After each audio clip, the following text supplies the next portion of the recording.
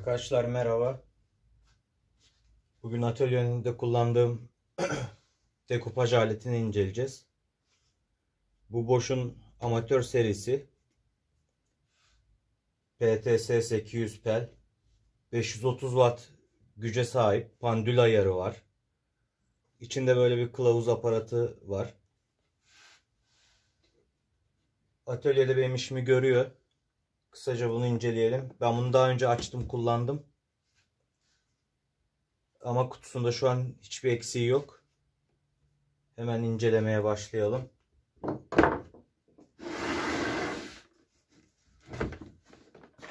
Böyle bir çantaya sahip. Derli toplu durması için güzel bir seçenek.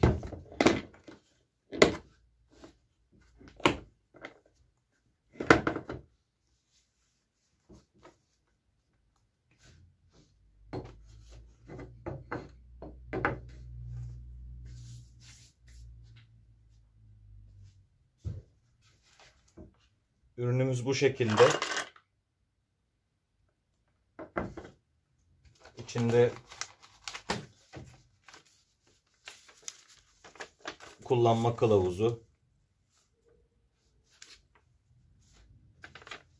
Bu arada Bosch'un sitesine girdiğiniz zaman faturanızla kayıt yaptırdığınızda 3 yıl garantisi var.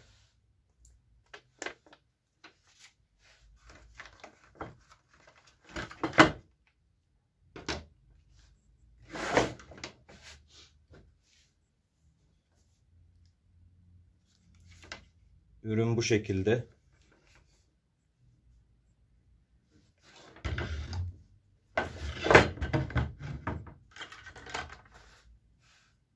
Bu şekilde içinde aparatları çıkıyor. Kutumuzu kaldıralım.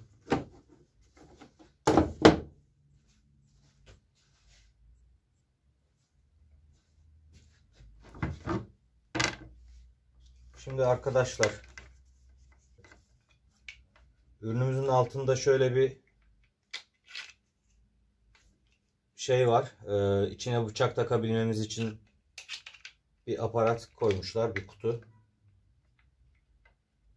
Bunu çıkartıyoruz.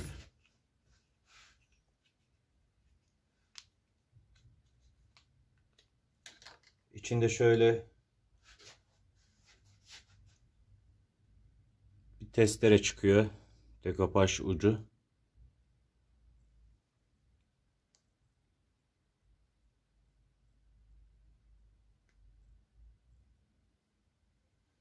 Bu uç kaba kesim için. Bununla çok temiz bir kesim yapamazsınız. Ürünümüzün bıçak girişi cıvatalı değil. Bu şekilde mandallı bir yeri var.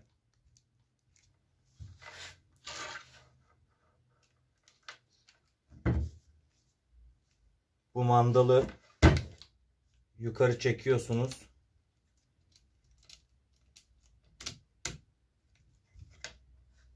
Ve bıçağı takıyorsunuz.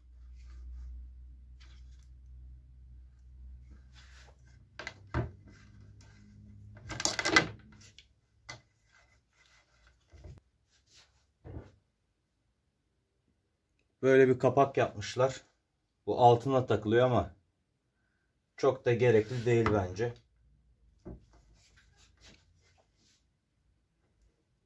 Bu şekilde altına takılıyor. Sonra böyle bir kapağımız var. Bu kapak da buraya takılıyor.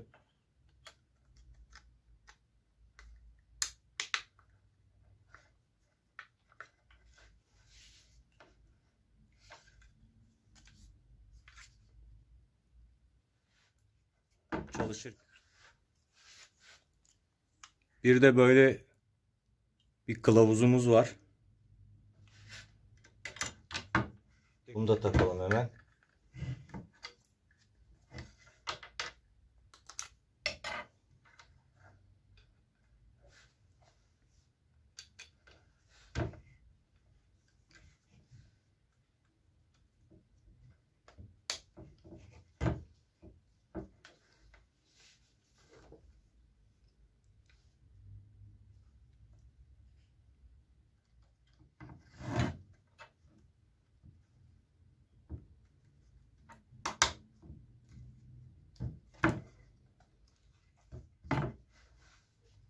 şekilde takılıyor.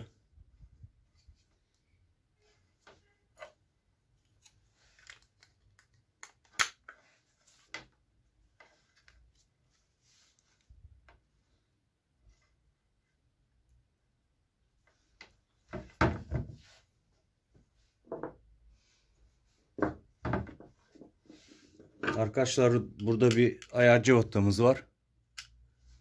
Bunu gevşetiyoruz.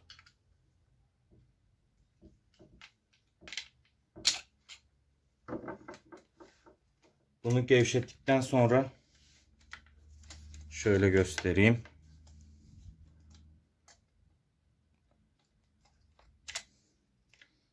Bunu sağa ve sola yatırıp açı verebiliyoruz.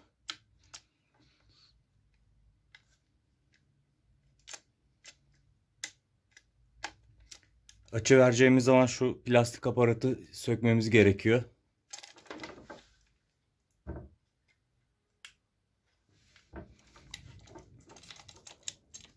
Şu şekilde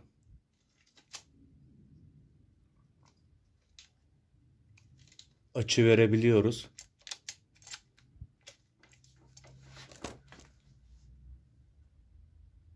Açı vereceğimiz zaman şu şekilde göstereyim. Buralarda açı yerleri var. Kaç derece yatıracaksak ona göre ayarlıyoruz. 45 derece ayarlayacağımızı varsayalım. Bunu 45 dereceye yatırdıktan sonra buradaki vidayı sıkıyoruz.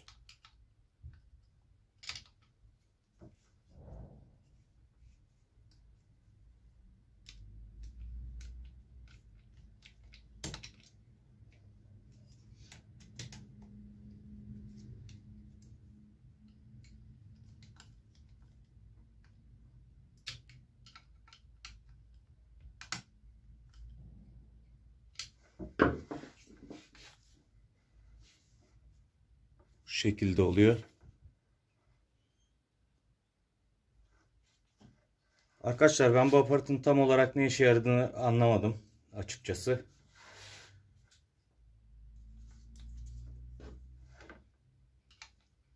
Geri ben bunu tekrar dik hale getireceğim.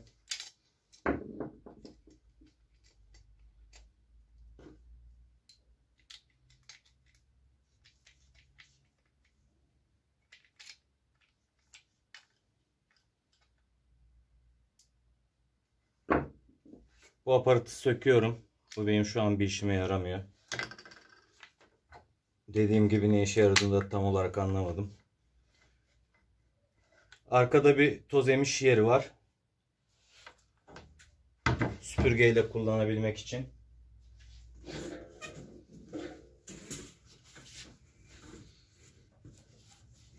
Tabii benim süpürge ucum buna uymuyor ama şu şekilde kullanmak için.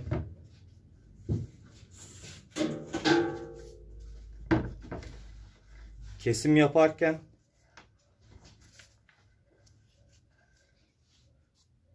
şurada bir buton var. Bunu sıfır konumuna getirdiğimizde önünden hava üflemiyor. Açık konuma getirdiğimizde önüne hava üflüyor ve talaş birikmesini engelliyor. Burada pandül ayarı var. Testere kesim yaparken hareket vermesi için. Hatta takıp deneyelim.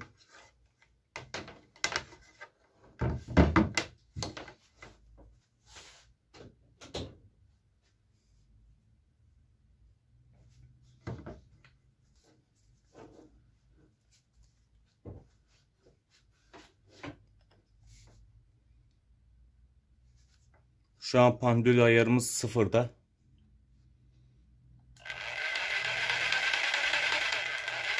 Düz kesim yapıyor.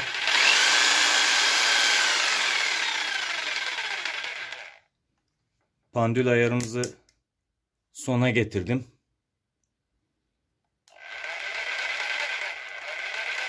Fark ediyorsanız dikey bir kesim yapmıyor.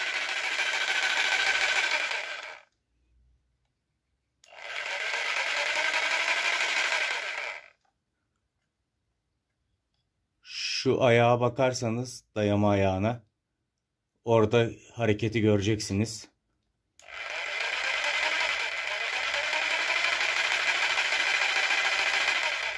Bunu sıfıra getirdiğimizde ise orada bir hareket olmadığını görüyorsunuz.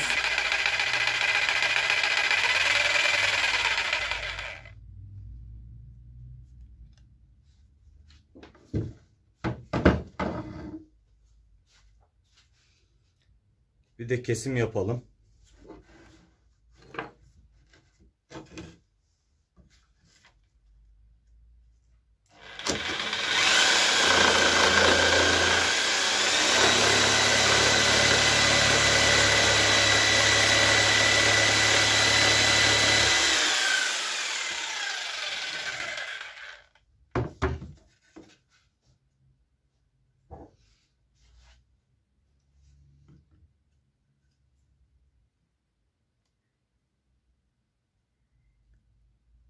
Kamerada görebiliyor musunuz bilmiyorum ama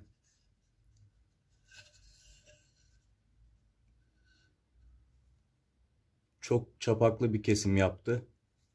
Dediğim gibi bu testere kaba kesim için. Bu testere kaba kesim için.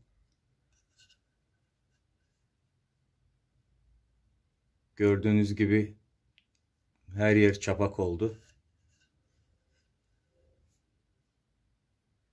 Yüzey kalitesi de kötü. Buna temiz kesim için ayrı bıçaklar alabilirsiniz. Bir de açılı kesim yapalım.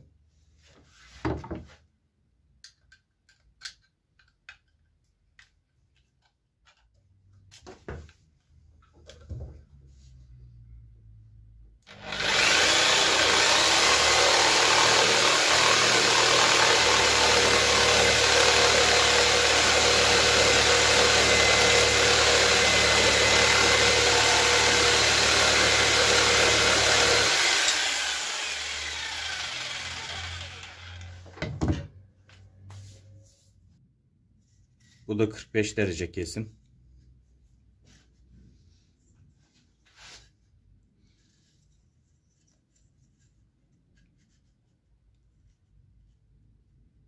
Şu şekilde.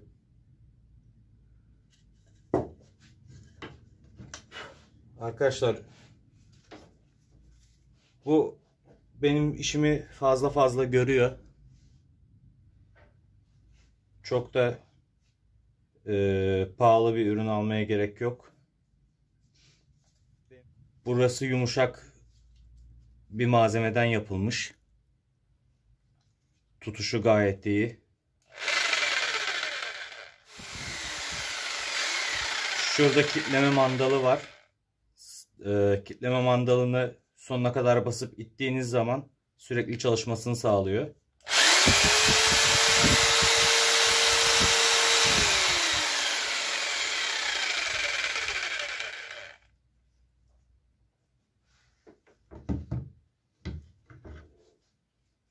Fırsat buldukça atölyede kullandığım ürünleri size tanıtacağım. Teşekkür ederim arkadaşlar.